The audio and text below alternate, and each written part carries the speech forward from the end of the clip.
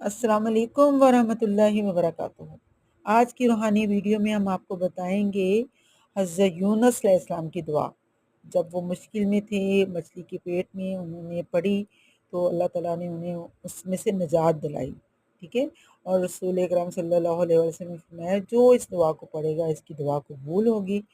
وہ دعا یہ ہے، لا الہ الا انت سبحانک انی کنت من الظالمین، سورۃ الانبیاء آیت نمبر 87۔ نہیں کوئی معبود مگر تو ہی پاک ہے اور بے شک میں ہی قصوروار ہوں۔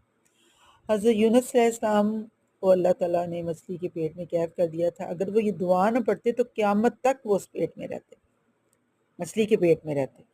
تو دیکھیں اللہ باری تعالیٰ اگر آپ کو کسی مشکل میں ڈالتا ہے اس کا حل بھی دیتا ہے، تو یہ حل ہے آپ کی ہر مشکل کا۔